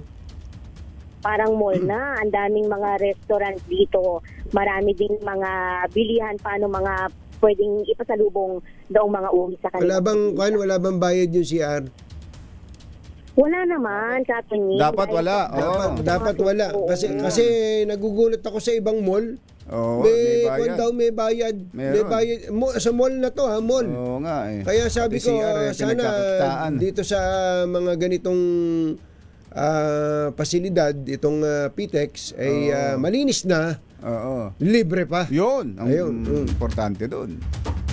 Thank you. Laging may mga naglilinis sa Katunying, kaya malinis, walang problema sa mga palikuran nitong Parañaque Integrated Terminal Exchange. Ito si Giselle Ricaport para sa DZRH, una sa Pilipinas, una sa Pilipino. Kaya natin nabanggit yun si Secretary Banoy Lopez. OC pala yan, OC. Kapag ka daw nakakita ng CR na madumi, talagang parang nagiging Incredible Hulk. Aba, tinan mo. Oo. Kaya yung po mga may bus companies dyan na may mga terminal po kayo na kung saan pupunta yung ating mga kababayan. Dapat malinis na, libre pa. Malinis ang na, inyong, libre pa. Comfort room. At pati daw yung pati pala yung mga bus stops kumbatsero. Sabi ni Secretary Banoy, dapat walang bayad yan. Ayan, Kasi meron pala silang report na natanggap na yung ibang mga bus stops, gas stations, naniningil. Naniningil na CR, pambihirang patis. Madumi na, naniningil pa. Ay, Mariosep, Ew! Ay, nasabi natin na dapat maluwag ang traffic ngayon dahil walang pasok. Abay, mabagal pa rin. C5 Road, heavy traffic. Nako. Sabi ni Kuyang Ray Baha. Sa NLEX kaya, ano sitwasyon? Alamin nga natin mula kay RH23 Edwin Duque. Kami na din! Dazer, Katunying, wala namang mga aksidente nga naganap dito sa bahagi ng unahan ng NLEX sa may Balintawak. Pero mula pa kaninang umaga, pag silip ng liwanag, nakakaranas na mabigat ang tali ng trapiko yung mga motoristang galing ng North Luzon Expressway papasok ng Balintawak. Yun pala yung unahan ng Bonifacio, malapit sa stoplight, doon nagiging sani ng mabigat ang tali ng trapiko dahil doon sa ginawang hinukay ng nawasa doon at may mga nire-repair. Kagabi pa yon ay gano'n na yung sitwasyon at sabi nga nagagalit na ibang motorista dahil kung kailan daw oras ng pasukan saka naman ginagawa. Pero nadaanan din namin yan kagabi. Kagabi pa yan ay ginagawa at naging halos 1 lane na lang. Yung 3 lane na dapat ay madaanan ngayong umaga. Kaya yung bigat na daloy ng trapiko umabot ng papasok ng Balintawak. Sila yung mga nanggagaling ng North Luzon Expressway. Pagkara naman ng Caloocan ay maluwag yung daloy ng trapiko papuntang sa monumento. At maging itong bahagi naman ng pag-akyat ng Balintawak, Tucumao, EDSA ay maluwag naman yung daloy ng trapiko. Tanging itong Bonifacio Street mula dito sa may Balintawak ang nagdudulot na mabigat ng daloy ng trapiko ngayong umaga. RS23, Edwin Duque nagulat sa Nisa Race, una sa Pilipinas, una sa Pilipino. Thank you, Edwin. Oy, happy birthday, Konsehal John Santiago ng Cardona, Rizal. Konsehal John Santiago, Cardona, Rizal. Ayan, sa mga taga Cardona, ayan, birthday ng inyong konsehal. Oo, may handaan po mamaya sa City Council. Ayan, at yan po'y ipinapaabot sa inyo ni Popoy Tarok. Ayan, ni Popoy Tarok, Konsehal John Santiago, happy birthday. Kinukwento nitong si Ate Nilda Season habang minamasahe si Ka-Ed Season dyan sa Bohol. Ang summer related daw ay Waray-Waray, Ilonggo, Iloilo and part of Negros. Pinakamalawak ang Cebuano, Bohol at buong Mindanao. Cebuano accent lang. Cebuano accent. Ayun. Marami ang Cebuano. Sobrang importante po yan ginawa ng DILG na yan, yung 911. Na pag tumawag ka, kung Cebuano man yung nagrereklamo, Cebuano rin ang sasagot sa'yo. Ayun, dapat. Magkakaintindihan kayo. Ayos. Palakpangan! Samantala, si Boy Gonzales ay namimili na ng bulaklak. Aba. RH29, Boy Gonzales. Come in, boy! Jerry, Anthony, tumaas ang presyo ng mga ibinebentang bulaklak sa Dangwa Flower Market dito sa lungsod ng Maynila ilang araw bago ang paggunita ng undas. Ayon kay Guido David, ang flower arranger. Teka, sa Octa Research yan. Bakit nagtitinda ng bulaklak? May Hindi pwede yan. Hindi pwede yan. Eko. Mukha kamukha ni Pastor. Ayan. Si Guido David. Ikaw, boy, flower arranger. Ang mga bulaklak, halimbawa, ang Malaysia Moms na nagkakalaga ng 100 kahapon. Ngayon ay 180 hanggang 250 pesos. Class A yan. At anthurium ng kulay puti, 450, isang dosena. Pag large, 600. Dati, 250 lamang daw. Habang ang 3 piraso ng rosas ay mabibili sa 100 hanggang 150 pesos. Ang mga orchids na patok-ting undas ay nasa 200 hanggang 500 pesos kada bundle. At ang mga corona o flower stem ay naglalaro mula sa 500 hanggang 2,500 pesos. Depende sa laki at disenyo. Karamihan sa mga mamimili ngayon ay mo-order na ngayon sa online, sa social media, at pinipiling ipa-deliver na lamang o pick up sa tulong ng ride-hailing apps upang makaiwas daw sa abala sa Dangwa Market. Gayunman, muling iginit ang mga vendor na posibleng tumaas pa ang presyo ng mga bulaklak sa mga susunod na araw habang papalapit ang undas. Ito si Boy Gonzales para sa DCRS, una sa Pilipinas, una sa Pilipino. Thank you, boy! Ay, Secretary Art Tugade. Magandang morning! How are ya? We miss you, Secretary Art. Secretary Art.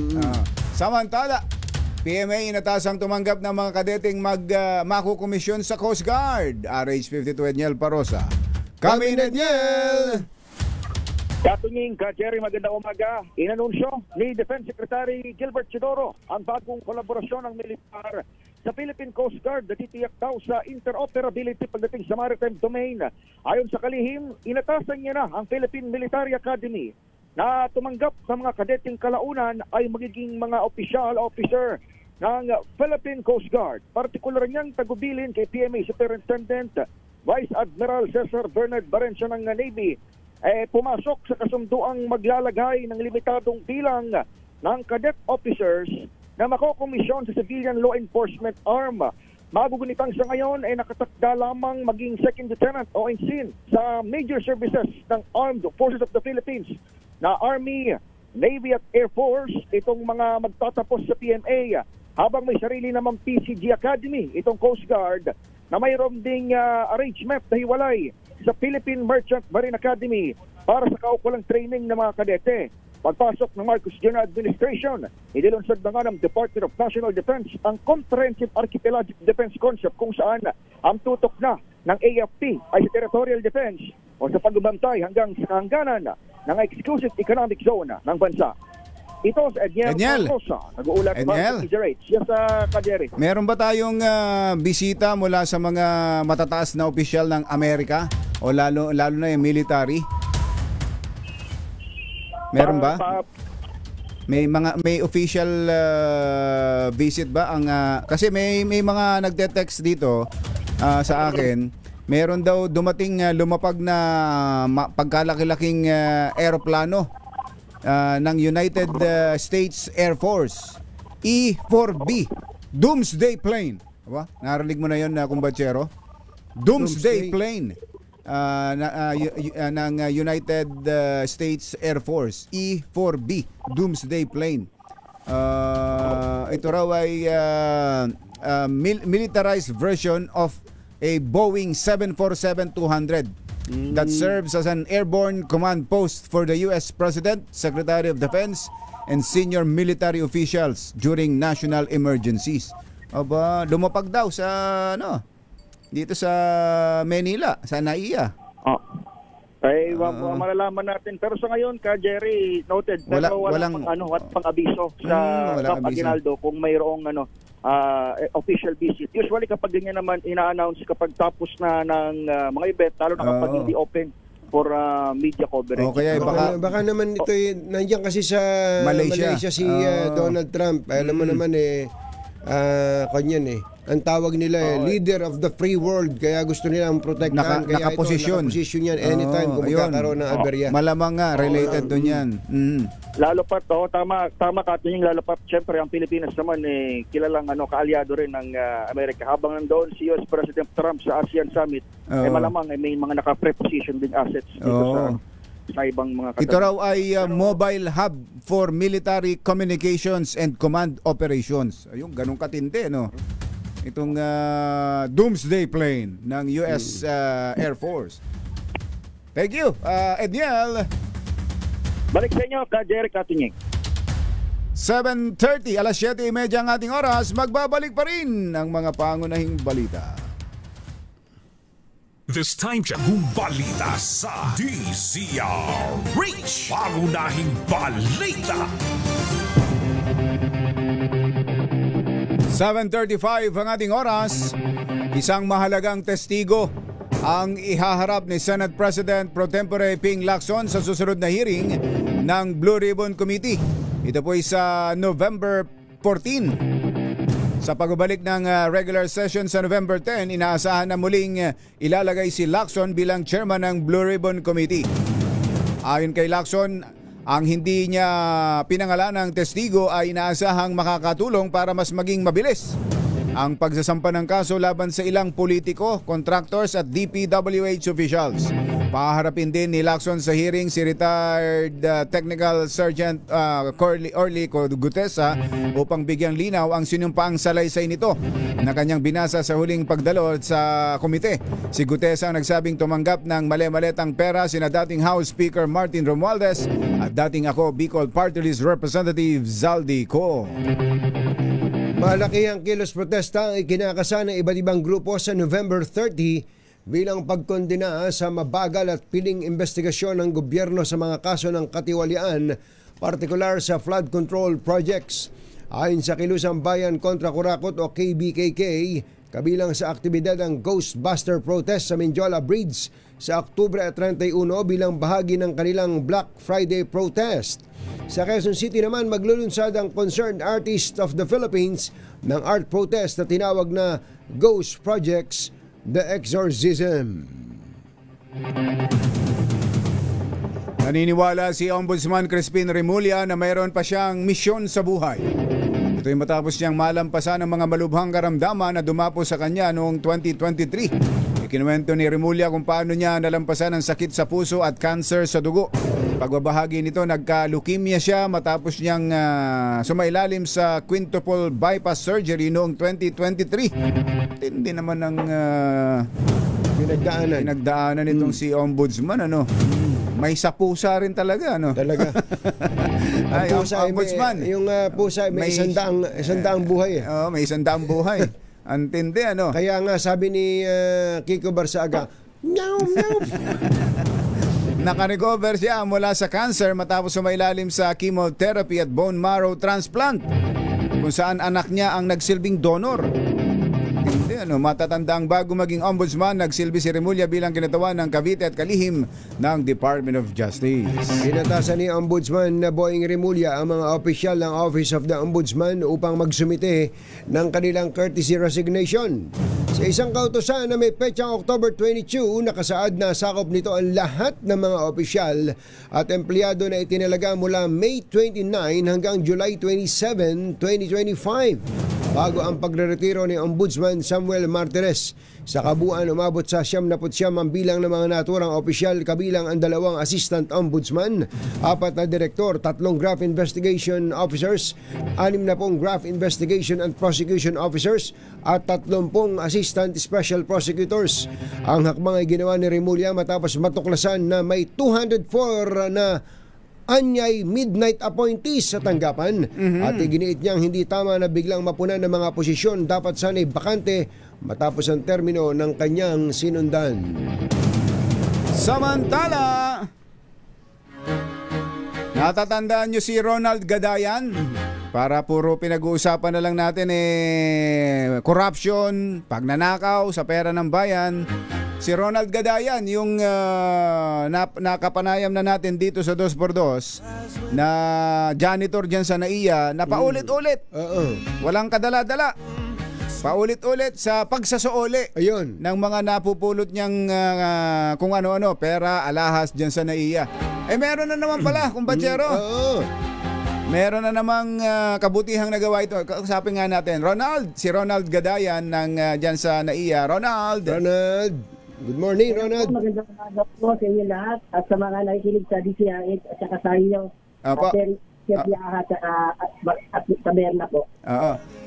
Meron ka na namang napulot pala. Opo, may napulot pong pera cash.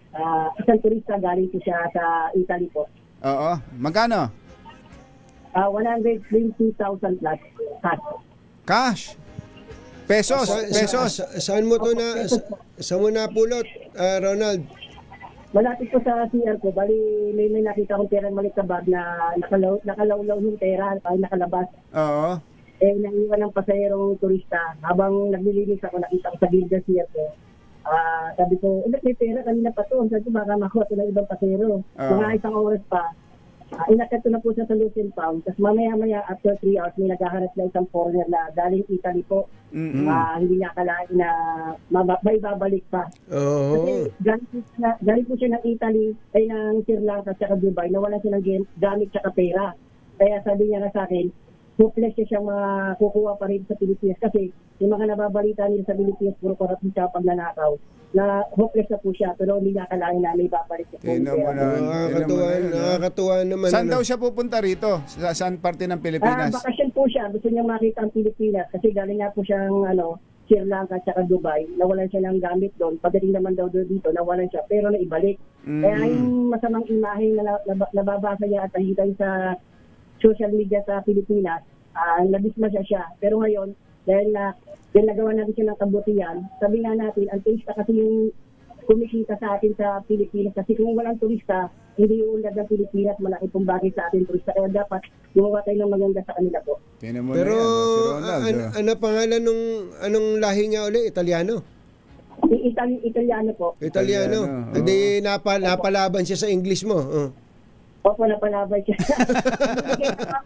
Binibigay niya ako ng reward, binibigay niya ng pera. Sabi ko, ang reward na dapat ibigay niya po sa akin, ibalita mo sa bansa mo na hindi lahat ng Pilipinas magnanakaw. Galing naman. Teka muna, Ronald, ang dalas mangyari yan sa'yo. Pang ilang beses na yan, nabibilang mo pa ba? Nasa 300 plus na po. 300 plus na incidents? Hindi na pera. 300 times na napupulot ko po. 300 times na? Oh. Mga magkano ng pera kung kukwentahin yung mga napulot mo at kung naging sayo, magkano na? Lahat sa kanya. Aabot ko ng mga 7 million na po lahat. Matindi. 7 million? Opo, 7 million. Milyonaryo ka na pala kung kung pinag-interesan mo yun, Ronald.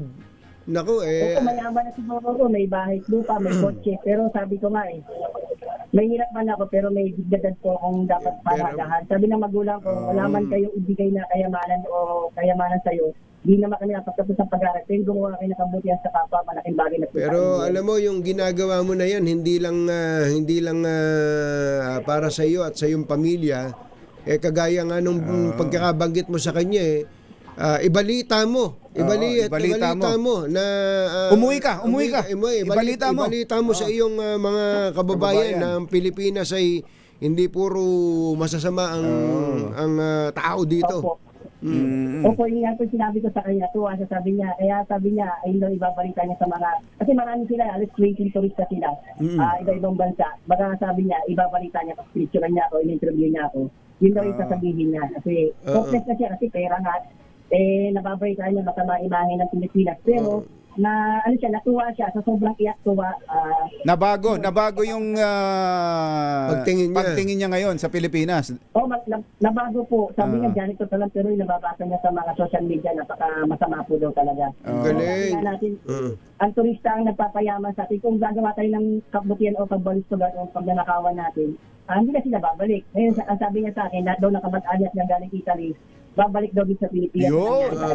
Nako, salamat muli sa iyo. At teka muna, ano na ba ang status na employment mo diyan? Anong trabaho mo? Regular ka na ba? Hindi po, agency pa rin po. Agency pa rin. Akala ko sinabi sa atin ni Secretary Vince dati na parang gagawa nila ng paraan para ikaw ay maging regular employee na dyan. Ang unang-una nga, akala ko gagawin ka ng GM General Manager ng NAIA. Oo nga po sana, kaso wala akong pinag-aralan, wala akong pag-basuri. At pag-graduate ako, kasi ang pinapamantaya kasi maging regular ka, kailangan may mataas ka na pinag-aralan. Hindi, dapat na yun, wave na yun dahil sa iyong ginagawa. Teka muna, hindi ba kinausap ka nung noon ay nasa DOTR pa si Secretary Vince Dizon? Oso po, dating sabi niya nga po, pero hindi ko lang po yung sagot. Ay, medyo matagal na yun dapat andyan na si Secretary Banoy Lopez. Siya ang pa-follow up namin kay Secretary Banoy. Sabi ko sana malibre ako sa LRT kasi yung pamatay ko sobrang LRT. Oo, dapat sige. lang. Bayanin na to Kasi para kang Medal of Valor awardee Oo, dapat marami kang mga privileges dahil sa iyo para gayahin ka lalo ng ating mga kababayan na yung pagiging tapat magbubunga ng kabutihan sa iyo at sa iyong pamilya. Ito. Bukod kay Secretary Banoy Lopez, ilalapit ka namin kay Boss RSA na malibre ka na sa MRT7. MRT7. Libre ka na. Libre ka na sa MRT7. Kaya lang, wala pang biyahe yun. Kaya lang, hindi pa bumibiyahe yung MRT7. Hindi, LRT po. Kasi galing po ang Bulacan. Ayan, LRT. Hindi. Biro lang yun. Pero dapat talaga may ganyang privilege. Hindi. Ronald, aayusin namin yan at akala ko babalitaan ka namin ulit. Buong akala namin regular ka na. Ay, hindi pa po. 16 years na po ako rito sa airport po. Hindi pa po. Bakit po may konting kwento lang ako kay Manny Pacquiao kasi noong 2002 nakita kami, wala pa ako sa airport. Sabi niya sa akin, sisikat daw ako. Ngayon kasi sabi ko sisikat siya kasi hindi pa siya world champion noon. Biglang nangyari yung sinabi niya, nagkatotoo, sumikat din po siya. Manny Pacquiao. Para makarating sa kanya to na yung huling kita namin 2002, bumili siya ng Ford Expedition na kulay pula. Siya yung nagsabi sa akin na balang araw sisikat ka, ako daw. Pero hindi ko akalain na ganito ko daw po. Na mangyayari nga pala. Pag naging champion din siya, nangyari po yung naging world champion siya. Kaya yung kwento namin, buhay namin, nagkaroon kami ng magandang salitaan na palitan na nagkatotoo po hanggang ngayon po. Okay. Sige Ronald, medyo kapos na kami sa oras pero pa-follow up namin ito at babalitaan ka namin, ha? Okay po, ipagpatuloy mo ang napakagandang gawain na yan at sana'y dumami ang lahi mo. Thank you.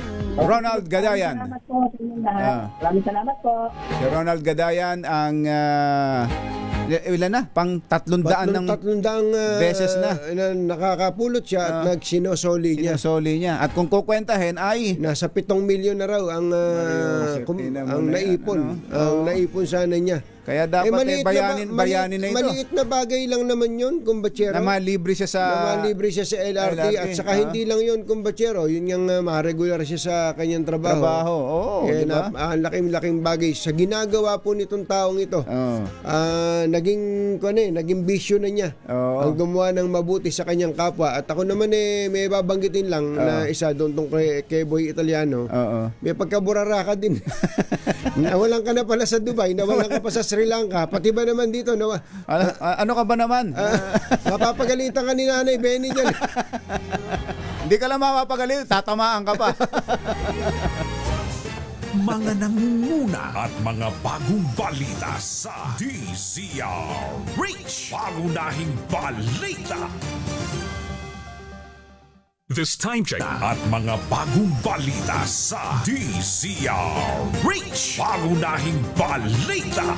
Kumbatsero, napansin mo ba na habang tumatanda ang mga magulang natin parang mabilis mapagod at parang laging wala nang ganang kumain? Ay, sinabi mo pa, kumbatsero, at mas gusto nila na makibalita na lang o kaya mas ganado pang makimarites. Yan ang mga seniors. Tama ka dyan. Pero delikado kapag kulang sa nutrisyon, mahirap magkasakit ang mga seniors. Kaya dapat ay tinututukan, gaya ko, pinapainom ko si Nanay Benny ng N+ Gold.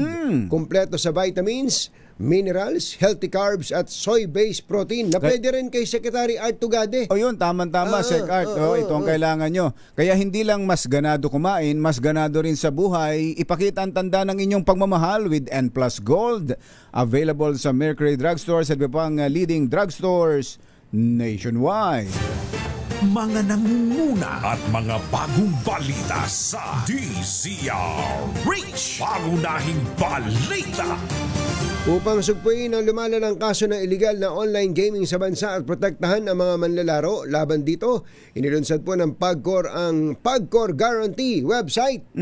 Maaaring i-check ng publiko ang nasabing website kung lisensyado at lehitimo ang isang online gaming site bago sila maglaro o magbayad. Regular po ito ina-update at may direktang link ito sa mga lisensyadong gaming platforms. Ayon po kay PAGCOR Chairman Al Tenco, matutulungan ito ang publiko na makaiwas sa panlilinlang habang pinoprotektahan ang kanilang karapatan bilang manlalaro. Paalala pa ni Chairman, maging mapanuri ang sa bawat online gaming activity na sasalian sapagkat dumarami ang mga reklamo hinggil sa illegal na gaming sites na hindi nagbabayad sa panalo. Ayun. Ay, baka may mga kailangan ng ayusin sa inyong mga bahay tulad ng bubong. Buti na lang may bubong na maasahan. Gawa sa state-of-the-art technology. May aluminum na. May pintura pa. Now available na rin sa pre-painted tiles pan. Para sa eleganteng bubong na matibay na makulay pa. Mag-cherry loom pre-painted ka na. Happy birthday Kong Dibo Tuan ng Tibuli. Aba, yan, birthday pa rin niya ngayon.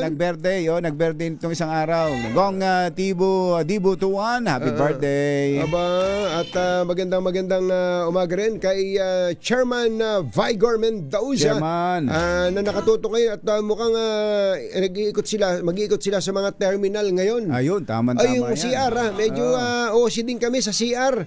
Alang-alang doon sa mga pasahero natin na isipin mong gagamit ka ng palikuran ay maduduwal ka. Talaga, wag ganon. Ay, Dr. Doktora Mirasol Ostil, happy birthday. Birthday nyo pala, ha? Binabati kayo ni Sherwin Alfaro. Ayan. Maraming tagahanga itong si Ronald Gadayan. Talaga naman, no? Ang dami-dami. Sana daw dumami ang lahi mo. Mami Linja Ventura at Ma'am Nicole Yang Chu ng Gem Foods. Happy birthday. Gayon din po kay Kuyang Lito Alvarez ng NNIC. Ate Cecil Perez, happy birthday. At kay Jack Jacinto ng Pag-ibig, happy birthday sa iyo. Dr. Jessica D, magandang morning. At nakatutok lagi itong si Mike Santa Maria kasama si Ate Cel at si Jerry Labasan. Para pa lang si Doc Kenneth eh. Doc Kenneth! Hindi raw siya doktor. Meron bang sumasalamin dyan? Bahala sa inyo ang ideal vision. Uy, alam mo ba kung Bachero na niyayanig ngayon ang Cherry Auto Philippines ang 7-seater hybrid SUV market nang lumabas ang all-new Tigo REV Luxury Edition. Abay, oo naman, dahil starting at just 1,528,000 pesos lamang, hatid ng all-new Cherry Tigo REV Luxury Edition ng high-tech na features, pogi at moderno ang itsura at syempre sulit na sulit sa laga. Ito ang tunay na game changer sa segment na ito. Isip-isip mo makakabiyahe ka pa Bicol, Bachero. No problem dahil ito pong Cherry Tigo, all-new Cherry Tigo REV Luxury Edition ay may combined EV at hybrid range na 1,400 kilometers. Kaya ano pa hinihintay nyo? Mag-test drive na! Uy, nga pala, tayo nagpapaabot ng pakikiramay kay Kuya Kim. Oo, sa grabe. isang trahedyang nangyari sa kanilang pamilya. Grabe, sa pagpanaw ng kanyang bunso. Si Eman. Si Eman. Napakasakit to para sa isang magulang. Totoo. Ang ganyang pangyayari na may mawalang anak. Ano na yung bunso pang anak niya na yan, si Eman. Napaka-active, napaka-athletic. Saka yung, alam mo talaga kung Bachero, itong social media. Nga eh. Grabe po ang epekto ng social media. Ang totoo nun siya bata pa itong si Eman. Imagine po ninyo, yung bang nakalublob na dito araw-araw kahit maedad na. Kahit maedad na natatamaan din kasi talaga, cruel po napakalupit po ng social media ngayon. Ni hindi nga natin kilala yung nagpo-post ng personal kung ano pinanggagalingan niya. Kung makabas tayo, gano'n na lang. Magugulat. Ako nagugulat ako sa mga nababasa ko minsan yan gawa pa ng tao. May mga ganong parang hindi mo na maiisip na may isang taong magsasalita ng ganun sa kanyang kapwa. Totoo kung Bachero. Parang umabot na tayo dito sa sukdulan, Bagamat wala naman pong pipigil sa ating kalayaan, sa pagpapahayag, sa pagsasalita. Pero lagi nating iisipin, mga kababayan, na dapat tayo maging responsable. At tama yung sinabi ni Kuya Kim. Tayo po ay magbaon lagi ng kahit na papaano'y kabaitan. Maging mabuti tayo. Mabuting tao tayo, hindi lang sa personal, lalo na sa online. Bye! Happy weekend! Woo! Damdaming bayan! Susunod na!